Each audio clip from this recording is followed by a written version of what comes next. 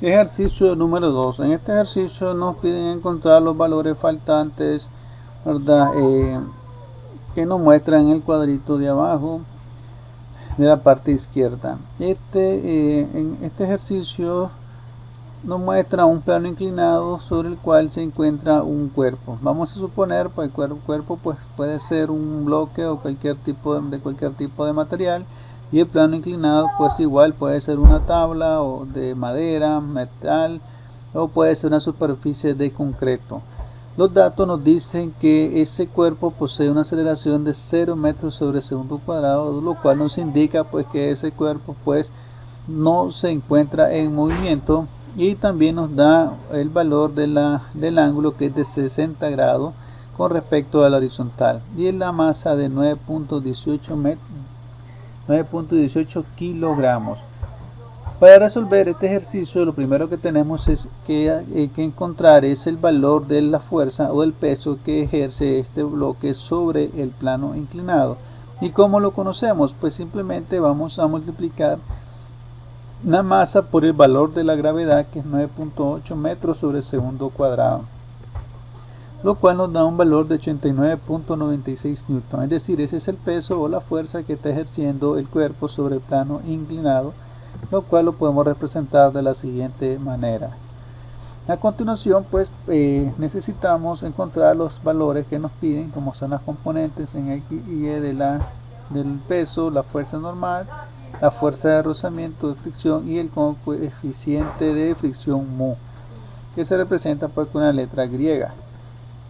Luego, ¿qué es lo que hacemos nosotros? Dibujamos en el plano cartesiano todas las fuerzas que están presentes en este caso. Esta vez vamos a hacer una pequeña variación con los ejes de X y Y, y vamos a ubicar el eje X paralelo al plano inclinado y la eje Y perpendicular a ellos. Por tanto, la componente en X de esta fuerza va a ser paralela al plano, y la componente en Y va a ser perpendicular al plano. O sea, PY iría sobre el eje Y y PX sobre el eje X. ¿Por qué se causan estas dos componentes? Porque PY pues P no está sobre ninguno de los ejes, por tanto tenemos que descomponer su fuerza, y para eso nosotros nos apoyamos con el ángulo que hay entre la fuerza P y las componentes en Y. Ese ángulo alfa que está entre P y PY va a ser exactamente el ángulo de inclinación del plano inclinado. En este caso pues no vamos a demostrar esto, pues porque esto ya es parte de geometría. Usted puede resolverlo e investigar estos conceptos en casa, ¿verdad? De cómo encontrar ese ángulo. Luego en que hemos encontrado las componentes, y de acuerdo a la tercera ley de Newton, de toda acción causa una reacción, nos damos cuenta que la componente en Y está causando una reacción igual la componente en X. El PY, la fuerza PY que se está ejerciendo sobre el plano inclinado, esta a la vez causa una reacción, una fuerza que se opone a ese peso. En este caso le vamos a llamar la fuerza normal. Nosotros lo que es la flechita roja, esa fuerza normal pues realmente está ocurriendo en la parte de abajo del cuerpo, entre el cuerpo y el plano inclinado. Pero, ¿verdad?, haciendo los conceptos de fuerzas colineales, nosotros podemos mover esa fuerza siempre siguiendo su misma línea de acción, y lo ubicamos más arriba, ya que realmente si lo ponemos al centro, en la parte de abajo, en la parte de arriba, ella está haciendo la misma función. PX, ¿qué es lo que hace PX? También está causando una fuerza de reacción llamada fuerza de fricción, fuerza de rozamiento. Esa fuerza es la que se origina entre el peso del cuerpo y la coeficiente de fricción, o sea, entre la superficie del cuerpo o del plano inclinado. Ahí tenemos ya representadas todas las fuerzas que están actuando en este bloque. A continuación pues lo que hacemos es encontrar los valores, los componentes Px y los componentes Py. ¿Cómo conocemos el valor de las componentes Px? Pues utilizamos las funciones trigonométricas. En este caso, Py realmente será como el cateto opuesto al ángulo alfa. Aunque este Py se encuentra, ¿verdad?, en la parte donde inicia, donde está el vértice del ángulo, realmente esta altura es el mismo valor de estas líneas punteadas, ¿verdad?, que está de frente al ángulo de alfa, que es de 60 grados. Entonces este sería el cateto opuesto al ángulo y este sería la componente en X. Entonces, según las funciones trigonométricas, para encontrar el cateto opuesto, ¿verdad?, un ángulo, un triángulo rectángulo, lo que debemos hacer es multiplicar el valor de la hipotenusa por el seno del ángulo, ¿verdad? ¿Por qué seno? Porque es el cateto opuesto a este ángulo, así como estamos viendo en la imagen. Y ese valor, multiplicándolo, 90 por seno de 60 nos va a dar 77.90 newton. Para encontrar el valor de la Py, que es la componente en Y, utilizamos el mismo concepto. Pero en este caso, Py va a ser el cateto adyacente a este ángulo de 60 grados. ¿Verdad? Y según las funciones trigonométricas, para encontrar el valor del cateto adyacente al ángulo, lo que tenemos que hacer es multiplicar el valor de la hipotenusa, que en este caso es P, el valor de P, por el coseno de alfa. ¿Por qué coseno? Dijimos porque es el cateto adyacente al ángulo de 60 grados. Por tanto, como está aquí a la izquierda, multiplicamos 90 newton por coseno de 60, nos dará un valor de 44.98 newton. Ahí tenemos los primeros dos, ya las componentes, el valor de las componentes en X y Y. Luego necesitamos conocer el valor de la fuerza normal, que es la fuerza que se opone a Py. Bueno, utilizamos el concepto, ¿verdad?, sumatoria de fuerza, primera condición de equilibrio. Nos va a decir que Py, la fuerza resultante, Py va a ser igual, va a ser igual a la sumatoria de todas las fuerzas que actúan sobre el eje Y. En este caso solamente tenemos la fuerza normal y tenemos la componente en Py. Vamos a suponer que Py va a ser una fuerza negativa porque va hacia abajo y N una fuerza positiva. Por tanto, sustituimos el valor de Py, ya lo tenemos. Como está restando, pasa al otro lado a sumar, y de esa manera hemos encontrado el valor de N. Es decir, el valor del N va a ser exactamente el mismo valor de la componente en Y. ¿Okay? Es una fuerza que se opone a esta otra fuerza. Luego, ¿qué otros valores necesitamos encontrar? Son el valor de la fuerza de reacción y el coeficiente de fricción que está entre estos dos cuerpos. Para eso nosotros nos ayudamos y nos apoyamos en la segunda ley de Newton, que nos dice, ¿verdad?, que toda aceleración, ¿verdad?, proporcional, directamente proporcional al valor de la fuerza o la fuerza resultante de toda la fuerza, y inversamente proporcional a la masa.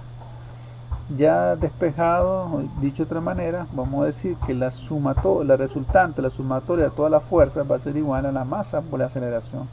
Es decir, si este cuerpo se moviera, la aceleración que causa por la masa nos daría una fuerza. Entonces, en este caso vamos a apoyarnos en este concepto y en otro concepto que nos dice que la fuerza de fricción va a ser igual a la coeficiente de fricción de los cuerpos por N, que es la fuerza normal. ¿Qué es lo que hacemos entonces? Vamos a sumar todas las fuerzas que se dan sobre el eje X, ¿verdad?, y lo vamos a igualar por la masa y multiplicada por la aceleración de este cuerpo, la cual ya nos dieron el valor de la aceleración y la masa inicialmente. Podemos ver que en este caso Px realmente está positivo y Fr está negativo. Si hubiéramos hecho la sumatoria de fuerza, nosotros le hemos tomado como Px negativo y Fr positivo porque está hacia la derecha del eje X. Pero en este caso no va a ser así, sino que Vamos a tomar como positiva las fuerzas, ¿verdad? La fuerza que va en dirección hacia el movimiento, hacia la dirección o ese sentido que se iría este cuerpo si en dado caso se desplazara. Y Fr sería una fuerza que se opone a esa fuerza que quiere mover el bloque, entonces la vamos a tomar como negativa, igual como vemos en esta ecuación.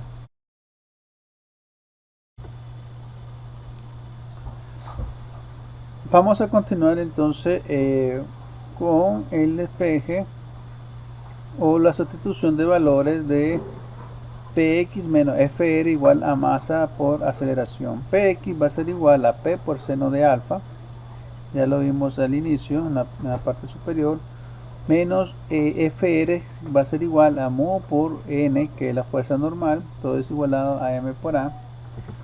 Luego seguimos sustituyendo, despejando. P seno de alfa va a ser igual a mu por, en vez de escribir n, la fuerza normal, vamos a escribir P coseno de alfa. ¿Por qué escribimos P coseno de alfa? Porque P coseno de alfa equivale a Py, que es la componente en y de la fuerza, y Py va a ser exactamente igual a n, que es la fuerza normal. Luego lo que hacemos es sustituimos P, P va a ser igual a masa por gravedad, en los dos casos, ¿verdad? En P seno de alfa menos mu P coseno de alfa. Entonces escribimos en vez de coseno de alfa, escribimos mg coseno de alfa, que es masa por gravedad, todo igualado a masa por aceleración. Vemos que la masa se repite en todos los términos de la ecuación, entonces lo que hacemos es eliminamos o dividimos la masa, toda la ecuación, a ambos lados entre m, que es la masa, y nos va a dar la siguiente ecuación: gravedad por seno de alfa menos mu por gravedad por coseno de alfa igual a.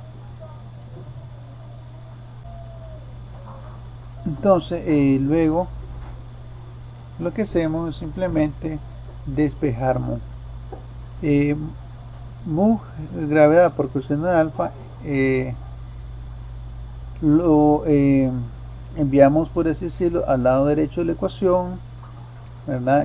A la aceleración la enviamos al lado izquierdo, está positivo, pasa a negativo, y luego lo que hacemos es que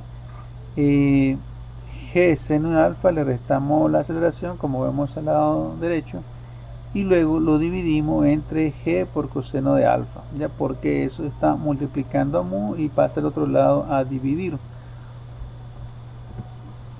Sustituimos los valores y nos da pues lo siguiente: 9.8 metros sobre segundo cuadrado por seno de 60, le restamos los 0 metros sobre segundo cuadrado, que es el valor de la aceleración, y lo dividimos entre 9.8 metros sobre segundo cuadrado por coseno de 60, y eso nos da un valor de mu de 1.73.